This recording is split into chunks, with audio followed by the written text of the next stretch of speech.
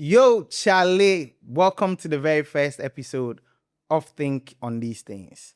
My name is Kwaku Gyan, and I'm truly glad you decided to join us tonight.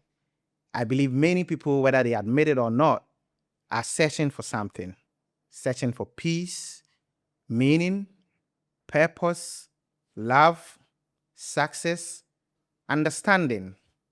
Human beings have advanced in almost every area imaginable.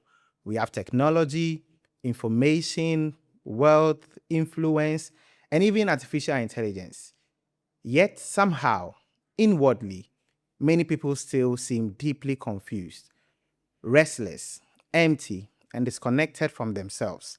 And that is why this conversation exists.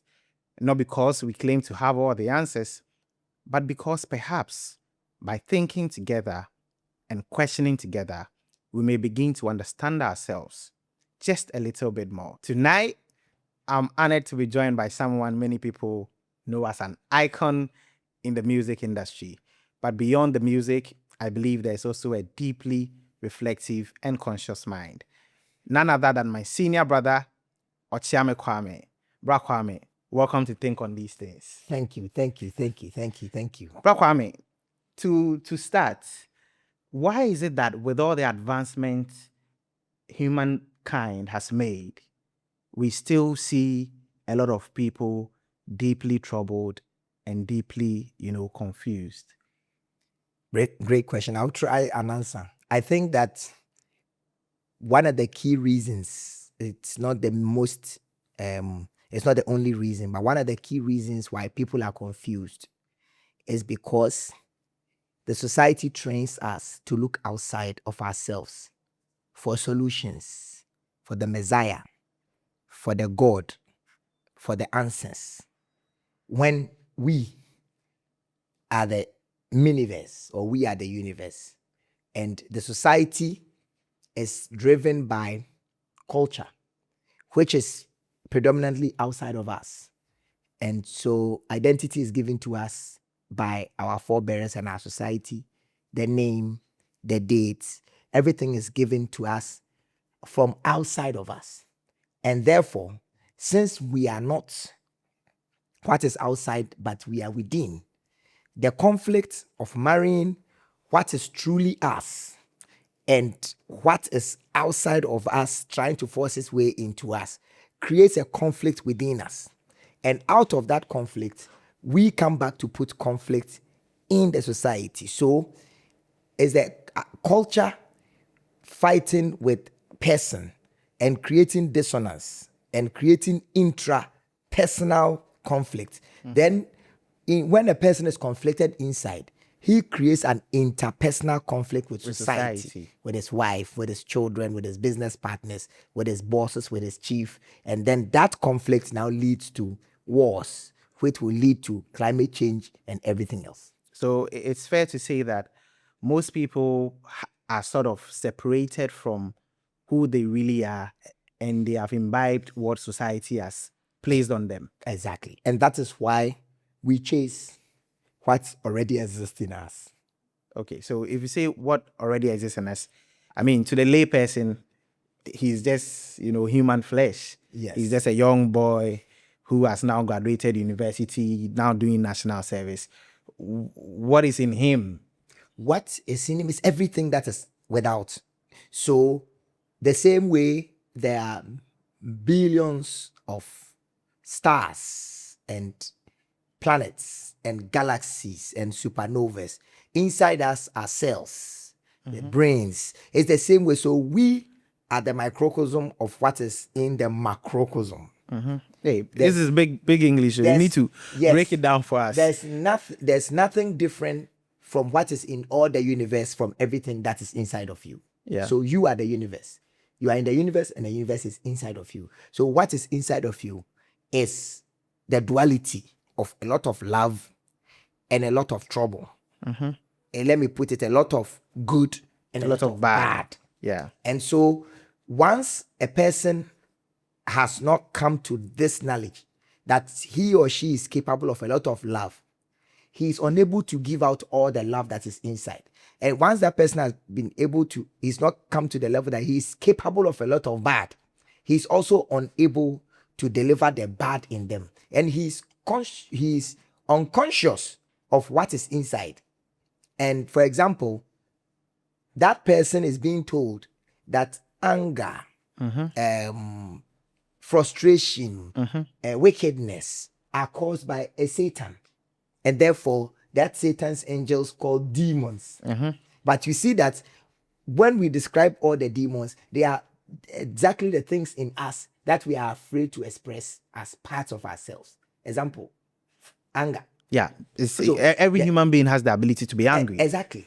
Wickedness. Every human being has the ability to be wicked. Yeah. Laziness. Every human being has the ability to be lazy. So these are things that we have been told they are outside of us. Yeah. But they are inside of us.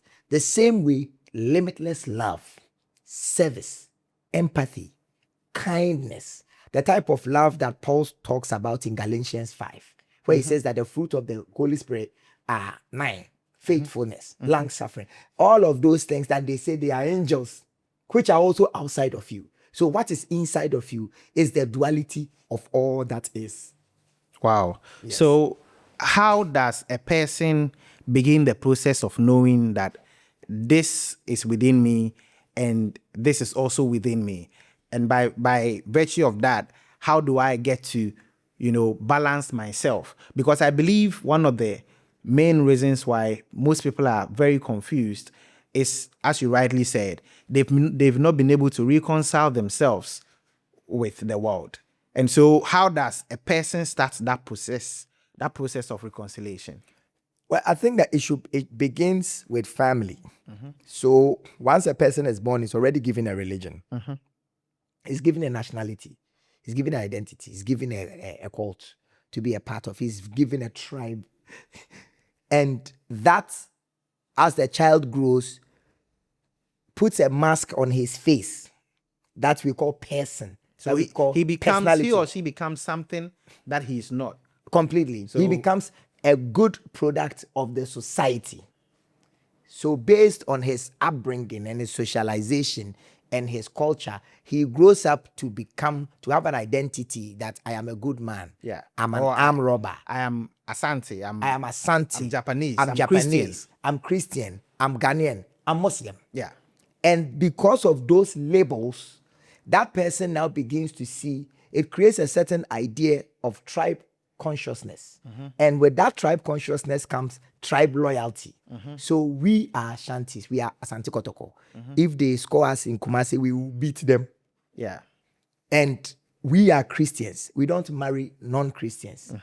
We are university graduates. We don't play with non-graduates. Yeah. So the labels that the society gives you a false identity of what you are not. Yeah. So to answer the question, how can one get to a point where he sees this? Yeah. One must throw away all that he wears. But then the society makes sure that you don't throw what you are wearing away, because the society doesn't want nakedness. The society is afraid of the freedom that is associated with you not wearing your mask. And that freedom for me is very evident in children. Exactly. So people always say children are very joyful. And I say that if I was 4 years and I was very joyful, then exponentially at 30 I should be more joyful. But the more you are growing, then you are getting sad because you are now wearing the marks you are talking about. Of the society that society gives you. So to be able to get to the point where you now have the freedom of experiencing yourself. Yeah. Like Christ said, unless you become a child again, you will not enter the kingdom of God. Yeah. And so how do you become a child again? By throwing all the identity. Yes, but it's difficult to throw away the identity. Two things must happen. Either through great suffering or great love. Okay. Can you go deeper for us? Usually, when a person is growing, gets to a point where something happens, maybe a breakup, death, separation, being fired from your job, something traumatic happens, and then it shakes your foundation. And once that foundation is shaken, you begin to ask the necessary questions. Why am I heartbroken? This girl that has left me, that I'm crying, I wasn't born with her. Yeah. Why am I crying? Then once you are asking the right questions, then you are deconstructing. All great love. When you are fortunate enough to pick a book written by a true person that loves, then you will be able to see, oh, oh, oh. Or you find someone that loves you deeply. And no matter how rotten you are, that person keeps coming back to you with love. Then you begin to learn that person's ways. And through either great suffering or great great love. love, you Fair. begin to reconstruct and you begin to trace until you get to the point where you are a child again. Then you can be free. Okay, so from the heartbreak conversation, it shows that a lot of the suffering people have are stimulated by external stimuli. And so the lady, as you said, that has broken my heart and therefore I'm suffering, it's not somebody I'm always with. I didn't come to this earth with that lady. The car that I bought that I've had an accident, I didn't come to this world with it. And all these are external factors. Yes. And so once you are able to identify that without these, you are still you. Yes. That your body is not you. Yes. Then I think that you would find balance and your suffering will be less. Yes. And now you are in a state where you are you. Yeah. You are not your brain. You are not your thoughts. You are not your body. You are not your emotions. You are that which exists, which has always existed, and you are which has always existed, and you are existence in itself. And in existence is complete purity. That it gives that once you get to that knowing, you are at a point where you no longer care what people wrote about you on social media, what the girl thinks you are, what that person thinks that you are not. Then no one else from outside is determining what your identity is. That is a state of freedom which the society is afraid of. I think that's a very great. In fact, one of my greatest philosophers, Omar Sterling, always says that why buy data to depress yourself? You know, Exactly. why go on the internet, purchase data on your own, and read somebody saying something bad about you and feel bad and kill the soul within. But another important question for me would be: you mentioned that the duality of each individual. So I am bad and I'm good. Now, you've also spoken about, love. And if I am bad and good, how do I make sure that I thrive in the good? Or does the bad also play a good role in making me whole? Great question. Great question. So, simplicity. The bad comes from your ego. Be it the universe, God, nature, whatever, that has evolved you to this point. Puts the ego inside of you for a good purpose. It is to remind you that you are being attacked, either psychologically or physically. Inside that ego, that's where your psychological fear is. That fear is put there to protect you. If you are not careful, it will lead you astray. It will give you depression, anxiety, and give you images of what doesn't exist at all. But it's very difficult too. If you are telling me that my ego creates an image of what doesn't exist. My ego tells me, for instance, I'm the best computer programmer. I'm the best musician. There was a time you used to call yourself best rapper alive. Yes. And at the time, I'm sure you did believe you were the best rapper alive. Yes. And so if you are telling me that, and you won rapper of the year when you believed you were best rapper of the year. Yes. So if you are telling me that my ego is working against me. No, it's not all the time that it works against you. It is put there for a reason. Okay. Its main reason is to protect you from emotional trauma and sort of tell you it's about to happen so you may prepare yourself for it. And sometimes when you are not careful, it takes the lead and goes to cause the action that you don't want it to cause. Wow. So you are preempting that your girlfriend will cheat on you and break your heart. So you first go and cheat on her. Or you first divorce her before she gets to cheat on you. But maybe you are wrong. Maybe she wasn't cheating on you. Maybe she was planning a private something for you. Maybe she was in a state where she was suffering something. And your ego told you The fact that she has not replied your messages 3 times means she's with someone else. You feel like, who are you not to reply my Exactly. message? How dare you? How dare you have a you? plan, and that ego creates that expectation. So you ask the question of that there's duality. Yeah. And out of that duality, how do you find balance? To be able to express yourself, well, sometimes when your child is about to walk into fire, something happens within you and you say, stop, Jai. That is the ego's fear telling you that even before the child is burnt by the fire, you can feel the child's being burnt so that you may rush to stop the child from getting burnt. So then ego is not a bad thing. That's what I'm saying. It's not a bad, it's put there for a good reason. But when it can sometimes magnify so much that it takes an action which wasn't necessary. Is it fair to say that the magnification comes from thoughts? It comes from thought. Every single thing that we are doing, belief systems, identity, realization, all those things are stories you tell yourself. And sometimes, and these thoughts are, I think, in my opinion, mostly not from you, because we are conditioned from childhood. They tell you this is good, this is bad, and that is how the brain, because the brain is just like a recorder. Yes. And so the brain has recorded over time, and it keeps showing it back to you, and that would control you and say, you were the best in class, and now you are not performing. And then the ego now, that's the bad things you are talking about. Exactly. So it is also still the ego telling you that, Yeah. the ego remembering that whenever you were first, you were being given chocolate. And so keep being first. So even if someone comes along and that person is more prepared than you are, and that person comes first and you come second, then you want to go and smack that person so that Kill the person. so that you may still get Be the first. rewards that are associated with being first. So the ego is a good thing, but sometimes it may mislead you. Okay. So it's something that you need to look. You are not to dissipate it. You are not to eradicate it. You are to watch it and make sure it has the right expression. And you did mention of depression. Yes. So if the ego is, malfunctioning, for the lack of a better word, or has the wrong expression, then it may lead you to depression, as you mentioned. Yes, but first, before you depress, it will lead you to a state of madness, which is megalomania. That you think that if the things are happening through you, it is wrong. Yeah. Everyone else is wrong. You think of yourself so highly. Exactly. That you are so important. Yes. I mean, one of the things that blow my mind is how human beings attach so much importance to ourselves. Yes, it is because that's what the society tells us. And I want to believe that it comes from a place of evolution. When we had to tell ourselves that we are the ones, so that in times of war, when a big animal comes into the village, we may group to defend ourselves. We say the world is ending.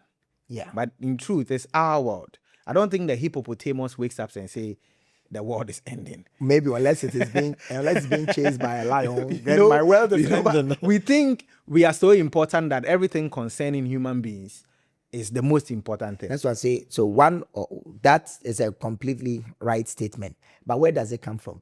It comes from religion. Religion, tradition, culture. So for example, when you read Genesis chapter 1 verse 28, it says that I've given the fish, authority to the man. land, everything to you. Dominate it. So if you are coming from a place where the most important thing to you is God, and that God permits dominance, you are definitely going to dominate your girlfriend. You are going to dominate your husband. You are going to dominate the lion. You are going to dominate the grass and dominate the forest. And instead of seeing a symbiotic relationship where the forest gives you life and you give it protection, you are rather dominating it. And that part, especially when I say religion, I'm speaking of the Islam. I'm speaking of Judaism. I'm speaking of Christianity. These Abrahamic religions, they are very, very anthropocentric. Like you said, it puts human beings in the center of all things. Yeah. And once you are put in the center of all things and you have been permitted to dominate, you have been permitted to go to war, you have been permitted to destroy trees, if you want. you have been permitted to kill animals so that you may sacrifice it to your gods. You have been permitted to pour blood. You have been permitted that if people are not, we don't marry outside the Lord. That type of permission is what destroys the true essence of love that is within you, which is always seeking to bond, which is always seeking to connect with everything. So, to be able to get to that point where your ego can function properly, you need to get to the point of where you are, their universe, of where you are, the love that we speak of, and express it continuously by loving the people immediate, by loving the people who are outside, classmates, loving other non-tribe members, loving other non-religious persons, loving animals, loving trees, loving the earth, loving microorganisms, loving the universe. You need to, then you have expanded yourself so much that you have become bigger than your ego. Then your ego is in check. So that is how one finds their true identity, because the true identity of the human being is love. But to just expand on the ego, for many people, they have a lot of ambitions. They want to be somebody, and without their ego, those ambitions will not be, brought to light. The ego is the drive that tells them, I am the best at this, and makes them wake up in the morning, drink their coffee, and straight up go at their goals. Yeah, that is what they've been told Yeah. will give them drive. That's why they've been told to give them purpose. But there's something that will drive you to wake up at dawn to create something which is more than the ego, which is to have a utilitarian perspective on life, which is to get to the point that all the actions that you take cause the least harm and bring the most good to all involved. And so I want this to be very practical. You do not want to, because I personally, I tell people I don't have any goals. I don't have any ambition. I wake up but because I'm very busy, I'm running multiple businesses. People do not understand, how are you that busy? How are you employing these number of people, setting up these businesses, and you tell me you don't have any goals? And so I want you to use yourself as a practical example. How do you go about this year? You've already released a song. Yes. You are telling me there's an album in the pipeline. Yes. If you do not have any goals, why work? Okay, so I work because there's the same reason why the birds sing. Yeah. When the bird sings in the morning, it's not looking for a Grammy. The gazelle is not running for a gold medal in the Olympics. You know. Yeah. Exactly. The bird is singing in the morning. But the gazelle is running from the lion, though. It's not all the time. Sometimes it's just jumping around and having a great time. Okay. Sometimes it's running for its life. Yeah. Yes. But it's not all the time that it's running for its life. Oh, I understand. It's fair, yeah. So the idea of being is just expressing the creativity inside of me and doing it without wrestling with nature, without looking for people to validate my work, because once you get to that point of wanting validation from people, then your work no longer is art. And that is the beginning of your suffering. Exactly. The expectations of other people behaving in a way that you like. It's the same way that your girlfriend goes to copulate with someone else and you are drinking poison because they didn't do what you like. Yeah. That all of that is of the ego. So I do not have goals of trying to convert people to behave a certain way towards me. I have goals of becoming better than I used to be. I have goals of creating music that edifies my soul. I have goals of using my art and my person and my platforms to bring more love into the world. That type of goals I have. But I do not have goals to compete with someone. So I don't have goals to become number one. I don't have goals to become better than other hip life musicians. That is not my goal. Okay. So personally, I wake up usually. My assistant will send me the things I have to do. I'll probably get a call from one of my clients. I go to the office and I'm always so busy because, as you said, the bird is always singing. I think that if you are at the balance of yourself, at the core of yourself, the universe guides your path.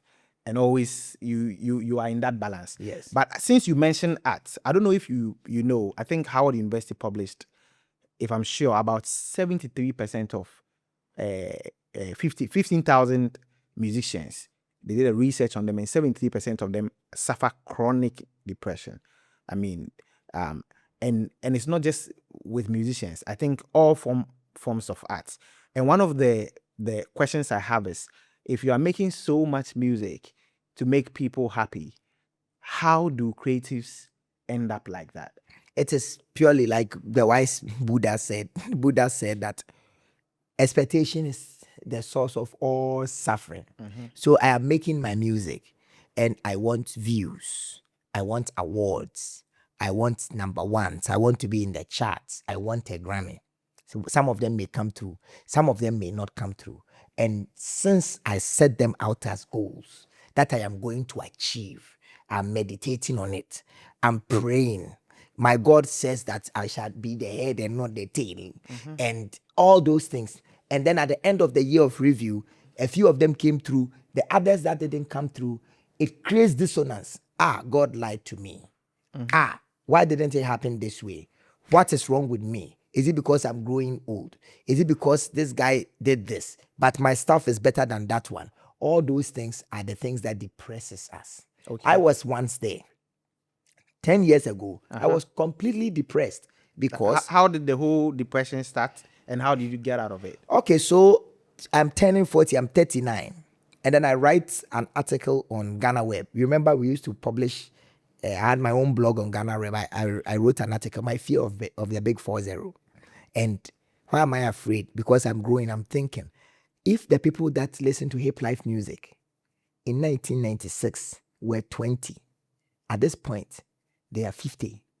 They are not interested in rap anymore. Or few of them will still be interested.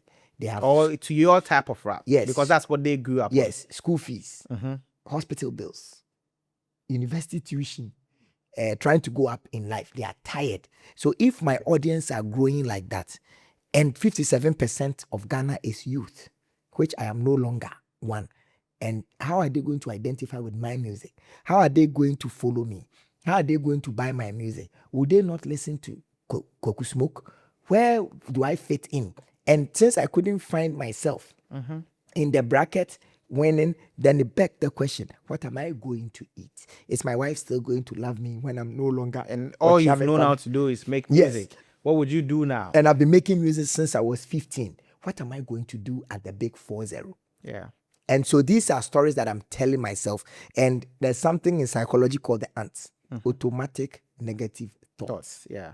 So once you are at a point where you believe everything your brain says, then your brain, at this point, your intelligence is working against you. So you are collecting data and not analyzing it properly, not analyzing it through a scientific lens, but you are analyzing it through your egotistic lens. Then it will create the ants and depress me.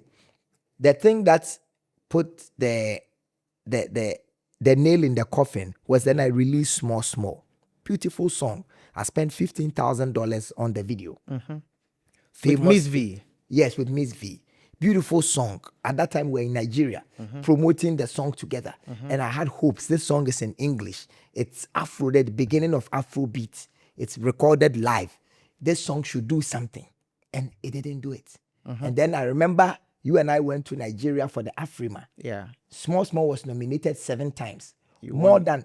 I any didn't other win. song. You didn't More won than nothing. Any other song. Yeah. And I won nothing. That night, when I went to the room, I cried. Say, I put everything in this song.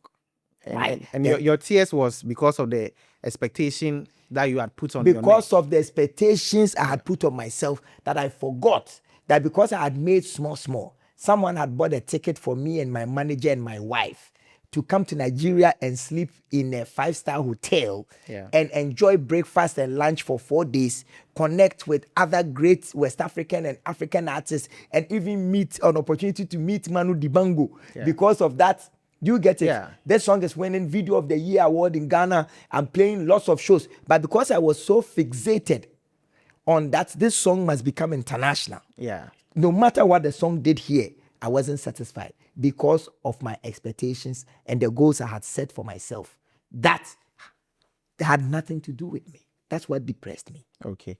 And so for an artist who is about 20 years, who is about to start his circle, he's now just, entering the circumference and believes he's going to be the biggest musician in the world. What do you have to tell such an artist? I just tell you that it's great to be great, but it's not that deep. It's not that important. I think Buddha said, the man who sits by the river, minding his own business, is wiser than the one who is ruling a country. The most important, but you get there. So at 20, you have the right to make the mistakes, but it is not important. You want to make music that makes you happy. Okay. You want to build around yourself a team that believes in making music that makes all of you happy. And once you get to that point, then that is when you are really indulging in art. Yeah. Because art is not competition. It's the expression of your soul. And so if you have fully expressed your soul and 2,000 people like it and 9-point-something billion of the people think it is trash, you have expressed your soul. And that's what matters. That is what matters. Yeah. And as an artist, once you get to that point, that is when your art begins to resonate. Yes, because that is actually you being you. Because one of the things that beats my understanding is you're a musician, you enjoy making music.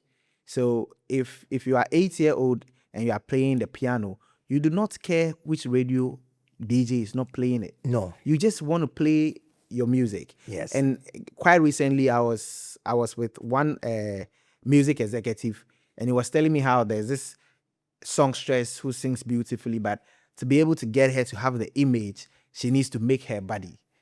So now I think that one of the key sources of depression for musicians is they stop just making music and they become industry people. Products. Industry products, exactly. They become brands.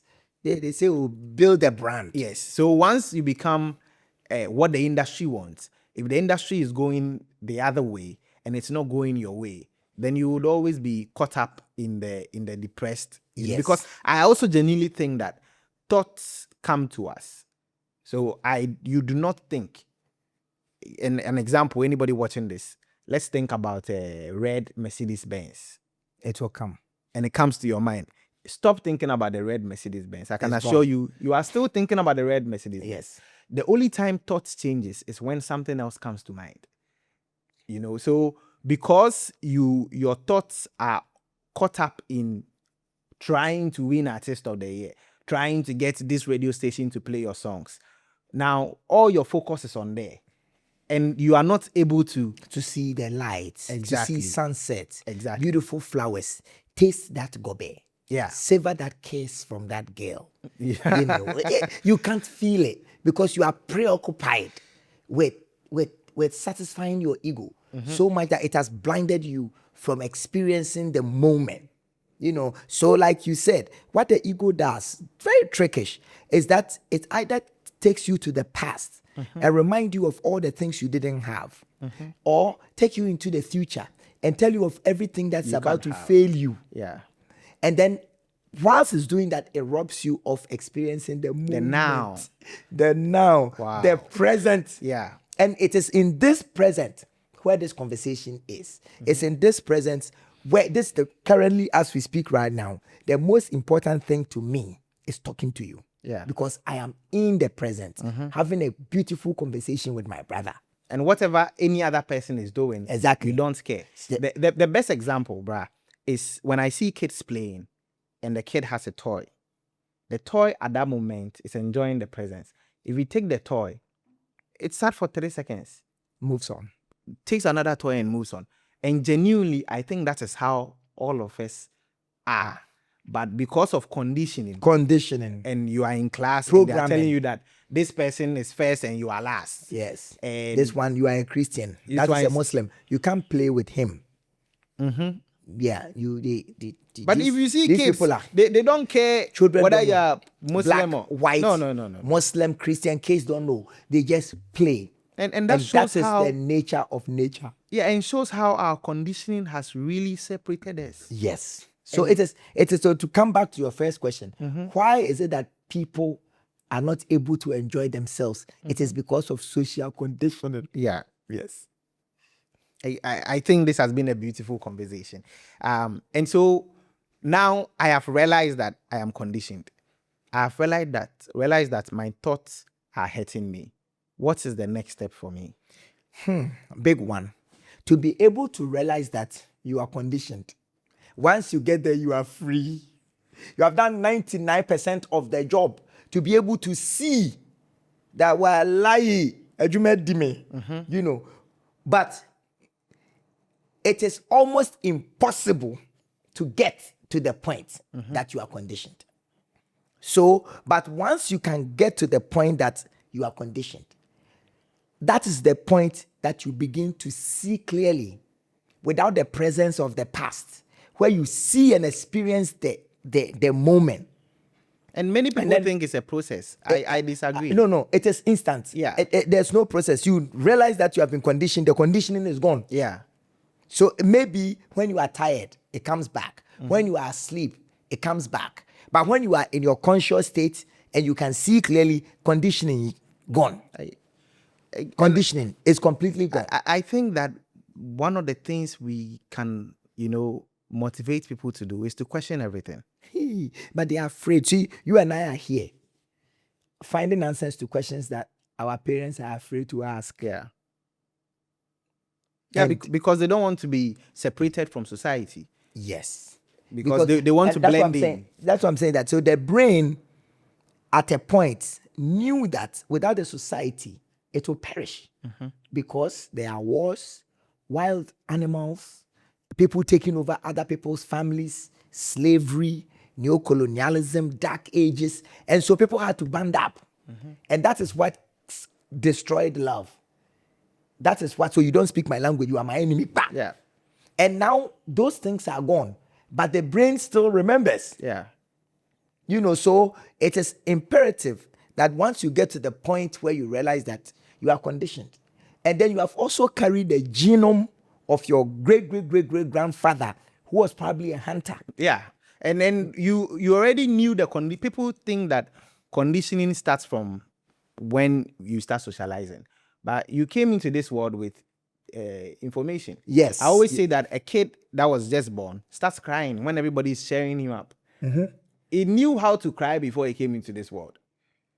He knows what the mother's breast milk is. Yes. He knows that is good food. Yes, that child knows that when you make certain faces, it must smile. Yeah. It knows something already. Yeah. Exactly. So it is also, there's a certain level of programming in the genome. But like every human being develops their identity based on two things. Based on the gene and what the other one, what is it called? The genotype and the phenotype, which is the society. So you have a pot that you drop a seed in, a rose flower. If the rose flower doesn't come, then probably didn't get the right sunlight. It didn't get the right water. It didn't put toilet on it. So it didn't come. It wasn't fertilized. It wasn't fertilized. Yeah. I intentionally used toilet to bring the duality The depth. concept. Yes. And so if a person is not growing and flowering, then it doesn't mean that there's something wrong with the seed, which Yeah. is the genome. It means that If- the environment must be changed or Exactly. enabled. Exactly. Even though the genome knows that it is a human being or it is a rose flower, and if it gets the right conditions, it will blossom into beautiful sparkles. Yeah.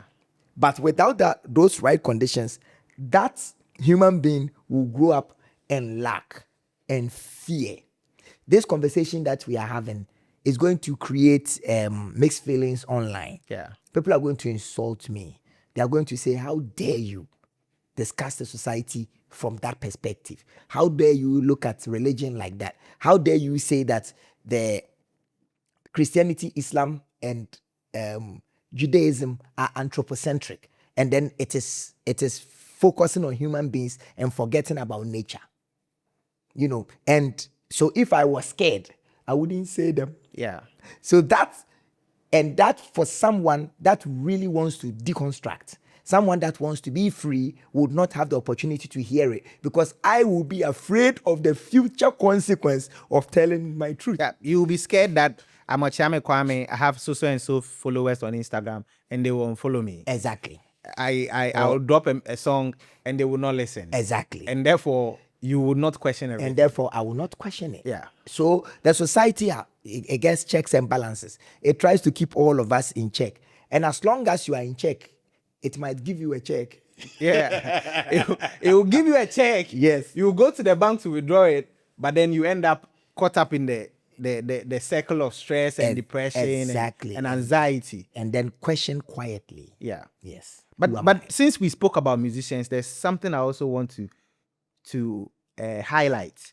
I feel like you are in the decibels of a lot of high energy in the studio, lots of high sounds, and therefore you are exposed to so much sugar, so much happiness that most musicians never experience the quiet.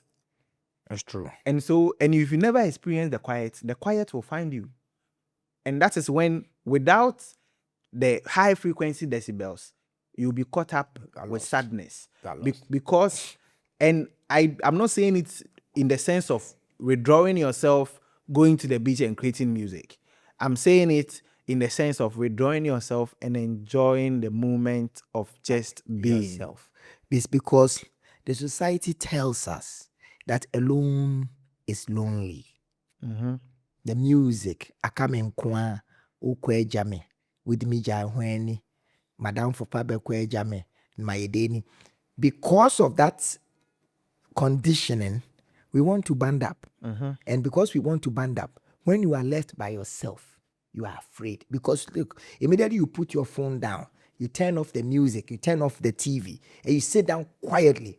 All your problems rush into your consciousness. Yeah. All of the.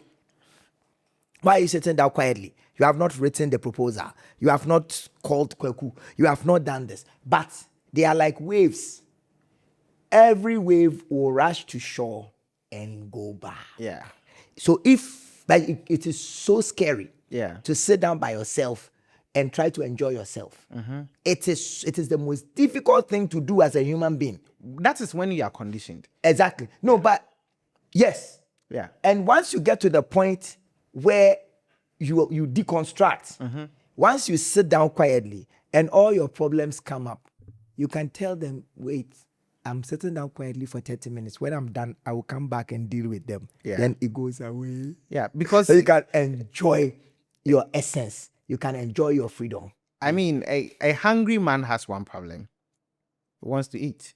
But right after eating, then you remember all your problems. Where to sleep. You don't have a job. The future. But when you were hungry, you will not remember all that. And that clearly shows us that if we focus on where we are, half of our problems in life are solved. And on the music as well, I also think that the urge to compete is what keeps them, because you just dropped, let's say you won Artist of the Year last year. You want to win next year. So you are back to the studio. Do you know why Michael Jackson died? Apart from all the stories that they tell behind, people trying to take his masters and this, and they are trying to fight his Sonny and all yes. According to my opinion, Michael Jackson died because he competes too much. You can compete as a young artist, but as an older artist, Michael Jackson was blaming Motola for not pushing his last album, and for that he sold only 2 million records. And that 2 million is a blessing. And because of that, he's unable to sleep, because Neo and Asha and they're playing music similar to his, and they are taking his market, and he thinks that the children are not collapsing when he comes because there's too much competition, and therefore he must take medication to be able to sleep because now he's in pain, and then he takes Propofol and it kills him. Yeah. Just because he cannot quiet his mind. So to answer your question, how do you deconstruct from the noise of the society and get your freedom? Get to a point where you can quiet your mind. Get to a point where you can enjoy your own presence. Because if you cannot enjoy your essence, how do you expect your wife to enjoy you? Yeah. And I think enjoying your essence is just like the sun shining. The sun doesn't care what we think of it. It just shines. It just shines. Yeah. The rain falls not caring what I think. No. The trees, they exist. The flowers will bloom, not caring what I think. The wind will whisper. Yes. And so the starts for me is really by just observing. And once you observe your thoughts. You sit quietly and see the thoughts is coming to your mind. Hey, I didn't win this. They are not playing this my song. I was fourth in class, and now yesterday last term I was first. I didn't get that girl. Once you observe all those thoughts and you are able to separate the thoughts from you, I think that's should be the start of a process. Yes. But I mean, one of my favorite teachers, Jiddu Krishnamurti, he is quite, I mean, I think he's the most honest man that I have encountered. Me too. He is very, harsh that it has to be instant. But I think a lot of people would find it difficult doing that. That they must go through a process. So let me give you an example. Yeah. I wanted to become vegetarian. Yeah. When my son was born. That's 17 years ago. But I didn't become a vegetarian. When I was healing from my trauma or my psychological depression, then I became a vegetarian 10 years ago. I was vegetarian for 4 years. Mm-hmm. Then I became vegan, where at this point, I no longer eat animals or wear leather shoes or you don't come into contact with anything that comes from animals. Yes. Even your shoes are not. No, not at all. I'll pay maybe $20 more to get fake leather instead of getting original leather. Or, so for me, it was a process.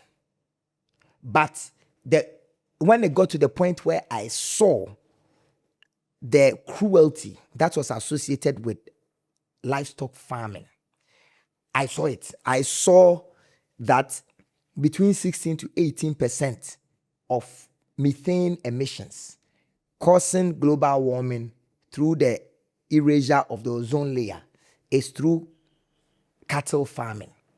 I saw how pigs were put in gas chambers and they were suffering so that I could have a burger, so that I could eat bacon. Then I came to the knowing that's what makes it a process. When I saw it, then I started paying attention. I remember I was in South Africa. Mm-hmm. I went to watch the Ghana match, the one that Asamoah Gyan didn't score the goal. Mm-hmm. I was with Samini the day before. Was it the day after? And Samini is vegetarian. Mm-hmm. So I asked him, I want to be a vegetarian. Hey, brah. Said I was phone fucking. Yeah. Those ways, he says, you are going to lose weight. But all around that time, this is 16 years ago, all around that time, I was thinking of it. But when I came to that, so seeing is one, but from which lens? Mm-hmm. And once you begin to see, and then you arm yourself with the right knowledge of what you are going to do now that you no longer care about societal validation. That is the point where you are truly free. So I agree with you that getting to the point where you can see is part. But what lens do you look through? Are you still looking through the lens of your ego, where you want to deconstruct from the society so that you are better than the society, or you want to deconstruct from the society so you are free? So you are looking. You are seeing, but one is still of the ego. Yeah. The other one is of love. There's something I always tell my close friends, that I've always wanted to be on top of the mountain, but not to be seen, so I can see the world. Okay. And I think that is how. What is the motive? Exactly. And what lens are you using to see? Looking at because immediately the motive is for me to climb the mountain and become the celebrated Jacob Kwaku Gyan, and people bow down at me. Then that is the beginning of my suffering. Exactly. Because what if you climb and people don't bow? Exactly. What if someone climbs a higher mountain? Exactly. What if you fall down and break your leg, Yeah. then you are a failure because you couldn't get to your goal. But Exactly. So I just want to get to the top of it so I can see how beautiful the Yes. world is. And I think once you have that mindset, then you would enjoy the world. Yes. This has been a very beautiful conversation. Thank you very much for joining us again. Brad, what are your last words? I'm sure for this very program, Okyeame Kwame is somebody you see a lot because whenever I meet him, we can have these conversations for hours and hours on stop. So what are your last words to somebody who has seen this video and is still, baffled, caught up in the balloon, and is asking himself, how do I get myself separated from my condition? So I think that the universe knows all. There are two voices in your head. There's the voice of reason. There's the voice of love, voice of care, voice of empathy. There's a voice of peace in your head. And there's also the voice of your ego, the voice of strive, the voice that wants you to become better than everyone. Choose wisely. Okay, I think those are very wise words to begin, to end with. Thank you very much for joining us on the first episode of Think on These Things. I'm very sure that I would meet you again on this same channel. Do well to subscribe. There's more coming. Thank you again. My name is Kwaku Gyan. This has been Think on These Things. Bye for now.